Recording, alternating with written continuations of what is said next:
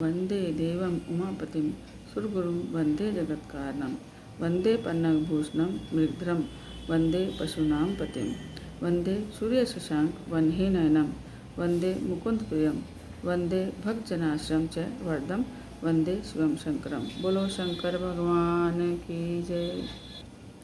श्री शिव महापुराण रुद्र संहिता पहला अध्याय। ऋषियों ने कहा, हे सूत जी, हमने आपके श्रीमुख से विद्वेश्वर संहिता सुनी है। उसके सुनने से हमें महान आनंद प्राप्त हुआ है। अब आप हमें रुद्र संहिता की कथा सुनाने की कृपा करें।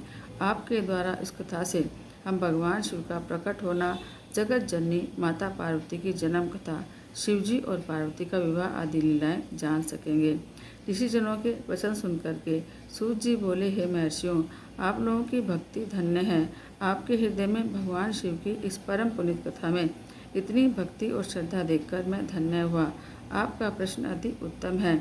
आपके इन भक्ति भावना से प्रेरित प्रश्नों की प्रशंसा मैं कहाँ तक करूँ। वे गंगा जल के समान निर्मल और पुण्यशील हैं।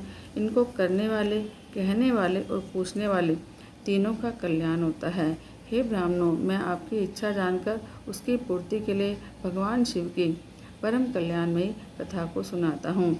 आप सुने। हे मुनिजनों, आपने जिस प्रकार जिज्ञासावश मुझसे पूछा है, उसी तरह जब नारद जी ने भगवान विष्णु से प्रश्न किया तो विष्णु जी ने नारद जी को पितामह ब्रह्मा के पास जाने का आदेश दिया। तब नारद जी ने ब्रह्मा जी के पास जाकर शिव कथा श्रवण करने का मनोरथ प्रकट किया। नारद के वचन सुनकर भगवान ब्रह्मा देवादिदेव सदाशिव की भक्ति में झूम उठे और उन्होंने प्रसन्न होकर शिव कथा को सुनाना आरंभ किया। इतनी बात सुनते ही ऋषियों ने कहा, हे सूत जी, आप कृपया नारद जी और ब्रह्मा जी के संवाद को संक्षेप में न कहकर विस्तार से सुनाएं। आपके वचनों से हमें आनंद मिल रहा है। विस्तार से हम शिव लीला को सुनने की इच्छा रखते हैं, अतः आप सुनाएं। ऋषियों की बात सुनकर सूत जी बोले, हे ब्राह्मणों, बहुत समय पहले महामुनि नारद पर्वतराज हिमालय पर एक गुफा में मौन धारण करके एक दीर्घकालीन तप करने के लिए बैठे। महर्षि नारद की उग्र तपस्या को देखकर देवराज इंद्र शंकित हो उठे कि कहीं यह मेरा पद न ले ले। इसलिए वे अपने साथी कामदेव के पास गए और उसको प्रेमपूर्वक वचनों से प्रसन्न करते हुए कहा कि हे भाई, हम तुम्हारे अनन्य मित्र हैं और हितचिंतक हैं। इस समय बहुत बड़ा काम करना है जिसे तुम कर सकते हो। हमें बस तुम्हारा ही सहारा है और आशा है कि तुम अवश्य इस काम को करोगे। हिमालय के आंचल में स्थित होकर नारद भगवान शिव को प्रसन्न करने के लिए कठिन तप कर रहा है। हमें ऐसी आशंका है कि कहीं उसके तप से प्रसन्न होकर शिवजी उसे हमारा उच्च पद और राज्य ही न दे दें। तुमने बड़े बड़े ऋषि मुनियों का घमंड अपनी काम कला से चूर किया है, अतः जाओ और नारद जी को अपनी तपस्या से विचलित करो। अब इंद्र के निर्देश के अनुसार कामदेव ध्यान में लगे हुए देवर्षि नारद जी के पास पहुंचा और उनको विचलित करने की चेष्टा करने लगा। वातावरण में मादकता छा गई। बसंत की बहार से वातावरण सुरभित हो उठा। सुंदर अप्सराएं कामतापूर्ण हाव भाव और नृत्य करने लगी। विचित्र सा सम्मोहन छा गया। काम कला में कुशल मदन ने मदोन्मत्त होकर अनेकों चेष्टाएं की, पर सब बेकार हुई। देवर्षि नारद पर कुछ भी प्रभाव न पड़ा। वे अविचलित रहे। यह सब भगवान शिव की असीम कृपा का प्रभाव था। यह वही स्थान था जब भगवान शिव ने कामदेव को भस्म किया था और रति की याचना करने पर कालांतर में कामदेव को जीवित कर देने का आश्वासन तो दिया था, पर साथ ही उस प्रदेश में मोह माया का कोई असर नहीं पड़ेगा, यह उनका वरदान था। अस्तु, देवर्षि नारद कामदेव के मोह जाल से अलिप्त और निर्विकार रहे। इस तरह बहुत समय तक देवर्षि नारद ने अविचल भाव से कठोर तपस्या की। तपस्या पूरी होने पर वे उठे, पर साथ ही उन्हें काम विजय का अहंकार होगा। अहंकार भाव के साथ ही विवेक बुद्धि का नष्ट हो जाना स्वाभाविक है।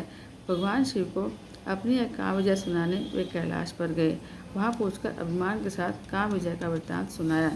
नारद जी को अपने मुँह से प्रशंसा करते सुनकर भगवान शिव ने उनके कल्याण की कामना से प्रेरित होकर उन्हें शुभ आशीर्वाद देते हुए कहा कि देखो, इस समाचार को अपने तक रखना। देवताओं और विशेषकर भगवान विष्णु से कभी मत कहना। यह सही है कि तुम उनके भक्त हो, पर तुम्हारा कल्याण इसी में है कि उनसे भी तुम इस वृत्तांत को न कहो। हमारी सीख का ध्यान रखना, परंतु होनी होकर ही रहती है। भगवान शिव की सीख नारद जी को पसंद नहीं आई।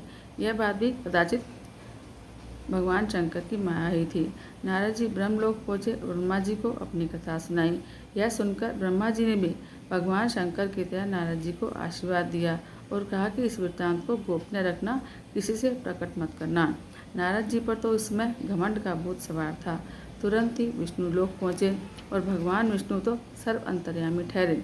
शिव जी का ध्यान करके उन्होंने जान लिया और नारद जी को बड़े प्रेम से अभ्यर्थना की।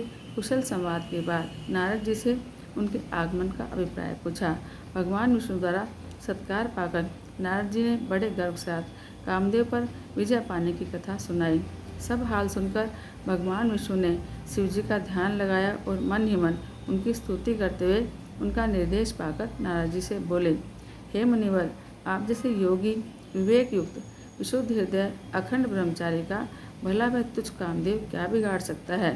हे भक्त प्रवर, आप पर काम क्रोध आदि मनोविकारों का क्या प्रभाव पड़ सकता है।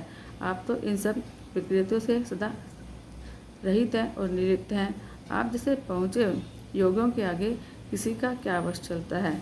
आप धन्य हैं, आपकी कीर्ति प्रशस्त हो। भगवान विष्णु से अपनी प्रशंसा सुनकर नारद जी के गर्व का पारावार न रहा। मन ही मन में फूले न समाये, पर इसे प्रकट नहीं होने दिया और भगवान विष्णु की सब कृपा स्वरूप बतलाकर नारद जी विष्णु लोक से चल दिए। बोलो शंकर भगवान की जय।